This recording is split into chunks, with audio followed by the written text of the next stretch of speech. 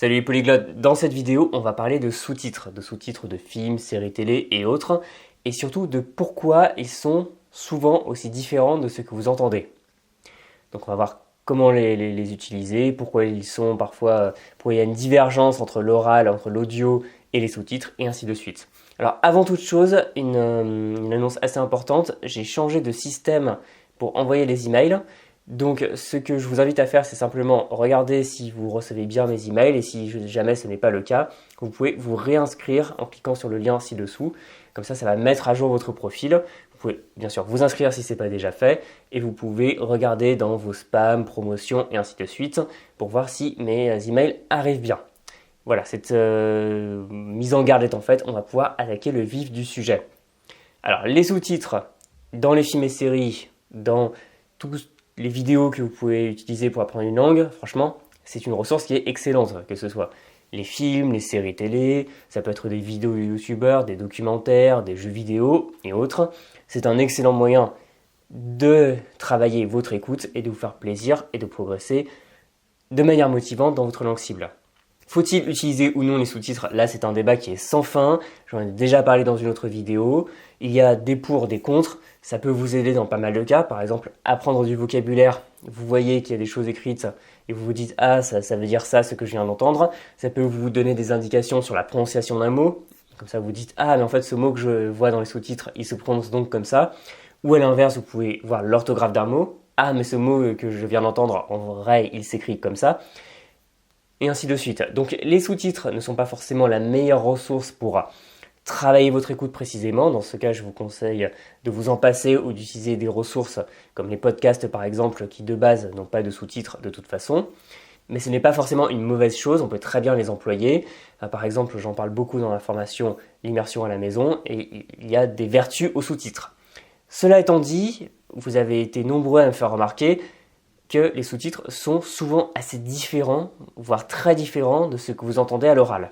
Et ça, c'est vrai que c'est une question qui est légitime, d'autant plus que ça rend les sous-titres un peu caduques par rapport à leur utilité, parce que s'il y a une vraie divergence, eh bien, elles ne sont plus une aise, mais ils peuvent venir s'opposer à l'audio et vous perturber et vous faire vous mélanger les pinceaux. Et surtout, il est difficile de comprendre pourquoi c'est le cas, parce que normalement, les sous-titres devraient simplement être une transcription, une aide pour vous indiquer à l'écrit ce qui est dit à l'oral. Donc, pour expliquer cette divergence, il y a deux cas de figure qu'on peut voir. Le premier, c'est bien sûr la traduction, si les sous-titres ne sont pas dans la même langue que ce que vous entendez. Donc, par exemple, vous regardez une série américaine avec l'audio en anglais et des sous-titres en français. Donc le fait que ce soit dans une autre langue va bien évidemment expliquer que les deux vont être différents. Ça, je pense que vous n'avez pas besoin de moi pour vous en rendre compte. Mais ce n'est pas tout.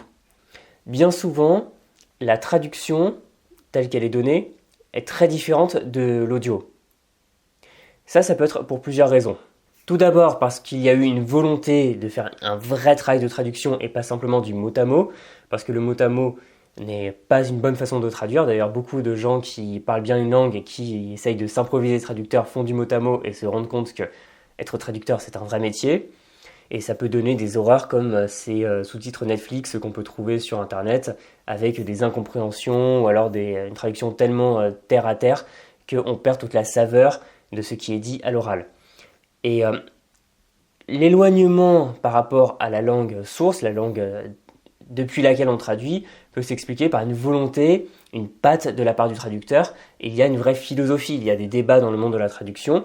Il y a par exemple cette notion qui a été théorisée par Jean-René Lamiral de sourcier et de cibliste.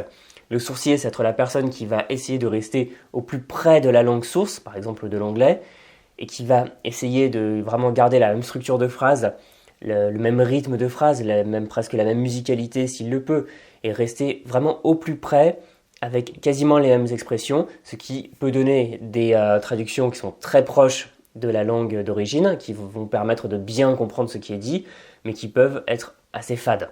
Et à l'inverse, il va y avoir les ciblistes qui vont, eux, aller vers la langue cible en priorité, et donc essayer plutôt de rendre l'idée principale, quitte à vraiment changer la phrase, vraiment changer les expressions, vraiment changer les blagues, pour pouvoir rendre la même idée, mais tout en s'éloignant du texte d'origine pour vraiment donner une belle traduction. Et ça peut se retrouver dans les sous-titres, avec par exemple des gens qui font une traduction avec des sous-titres où ils vont vraiment essayer d'en faire une œuvre littéraire, si on veut, à part entière, au lieu d'être simplement une béquille, une aide, une transcription de la langue source. De plus, il peut arriver que les sous-titres soient non pas une traduction du script en anglais, mais soit en réalité les sous-titres de la version française. Et donc la version française a été traduite à part, avec là aussi un vrai travail de traduction, avec la volonté de se détacher, même de se libérer du texte d'origine pour vraiment faire un travail littéraire là aussi, et pouvoir donner aux acteurs un texte qui soit intéressant à lire et qui soit agréable pour le spectateur. Ce qui fait qu'à la fin, on se retrouve avec des sous-titres qui sont très différents, parce que les sous-titres que vous lisez ne sont pas simplement une bête traduction de l'anglais ou de l'allemand ou autre de la langue source, mais bien la transcription du travail de littéraire de la traduction française. Par exemple, j'ai pu voir ça récemment dans le jeu vidéo Final Fantasy VII Remake, où je jouais avec l'audio en japonais, les sous-titres en français par défaut, et j'avais remarqué que la traduction était souvent très éloignée du japonais, mais n'en était pas forcément mauvaise pour autant. Au contraire, je trouvais que le travail de traduction était bien fait, parce que certaines choses qui auraient rendu assez mal si on les avait traduites directement du japonais au français, et bien là, il y avait un travail qui était très bien fait, mais parce que ces sous-titres en vrai étaient la transcription des dialogues traduits en français. Bon, ce n'est pas forcément la meilleure chose pour apprendre, mais ça explique pourquoi vous retrouvez parfois avec des sous-titres de très bonne qualité du point de vue purement textuel, mais qui peuvent vous sembler à des années-lumière de la langue source. Et ça, c'est vraiment une remarque qui vaut pour toutes les traductions.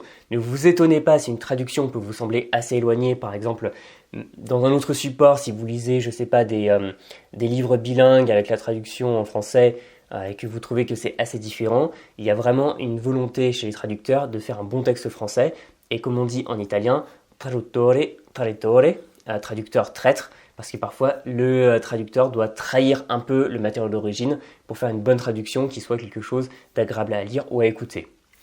L'autre problématique, ça va être quand vous avez les sous-titres dans la même langue. Et là, ça peut sembler vraiment bizarre parce qu'a priori, ça devrait être la transcription exacte, mais pas toujours. La raison principale de cette différence, c'est principalement un problème d'espace. Parce que parfois les personnages peuvent parler très vite, et donc on peut compresser, si je parle très vite comme ça par exemple, beaucoup de textes en très peu de temps. À l'oral ça marche, mais à l'écrit ça ne marche pas. À moins, je sais pas, de compresser, de faire une toute petite police, on ne va pas pouvoir mettre plus de texte à l'écran. Ce qui implique parfois que les créateurs des sous-titres soient obligés d'élaguer, et ça c'est quelque chose que les gens qui font les sous-titres apprennent, à supprimer un peu de texte par rapport au dialogue pour pouvoir garder l'essentiel et faire quelque chose qui reste compréhensible et surtout lisible rapidement. C'est pour ça que parfois vous avez l'impression que les sous-titres sont tronqués.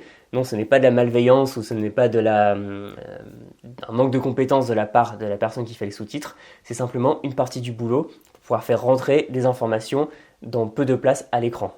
Ou alors, ça c'est encore quelque chose qui peut arriver, vous pouvez avoir des sous-titres qui sont non pas la transcription fidèle du script tel que vous l'entendez, mais d'une version antérieure. Et ça arrive assez souvent. J'ai pu le voir dans énormément de films, énormément de séries. J'ai pu me rendre compte, par exemple, dans la formation Mosa Series de Mosa Lingua, que parfois certaines transcriptions correspondaient à une version antérieure, visiblement, du script qu'on pouvait entendre dans les dialogues des personnages. Et ça, vraiment, ça arrive très souvent, donc ne vous étonnez pas parfois s'il y a des divergences. Voilà, donc je me suis un peu éloigné du sujet des langues, vraiment de l'apprentissage des langues, mais je pensais que c'était intéressant de vous présenter pourquoi certains sous-titres peuvent vous sembler si différents de ce que vous entendez.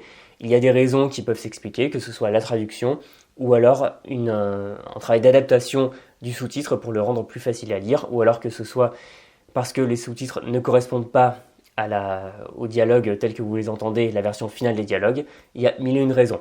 Donc souvenez-vous toujours que les sous-titres sont une aide, ils peuvent être même un outil très précieux pour apprendre une langue et améliorer votre écoute, améliorer votre vocabulaire, mais qu'ils ne sont jamais qu'une béquille qui, de plus, n'est pas forcément toujours fiable et qu'il faut savoir s'en détacher parce que votre objectif, à vous, même si vous choisissez par confort de continuer à regarder des films, par exemple, avec des sous-titres, même avec un bon niveau, il n'y a pas de honte à ça, mais il faut vraiment vous concentrer par rapport à votre apprentissage d'une langue vraiment sur le fait d'arriver à tout comprendre sans sous-titres. Et ça passe par des exercices d'écoute active, d'écoute intensive qui vont vraiment vous faire décoller au niveau de la compréhension orale. N'hésitez pas à nous dire dans les commentaires si vous avez déjà vu des sous-titres drôles ou un peu bizarres ou un peu mal foutus ou alors qui s'éloignaient vraiment beaucoup de l'audio, ça peut être très intéressant et vous pouvez comme d'habitude vous abonner à la chaîne, cliquer sur la petite cloche, mettre un pouce et bien sûr rejoindre mes contacts privés en cliquant sur les liens dans la description, en vous inscrivant sur mon nouveau système d'envoi d'email. Je vous enverrai régulièrement des nouvelles du site et de la chaîne et en plus vous aurez droit à une formation gratuite de 42 minutes qui s'appelle 25 techniques pour apprendre votre vocabulaire. Pour ma part, je vous dis à très bientôt dans une prochaine vidéo. Salut!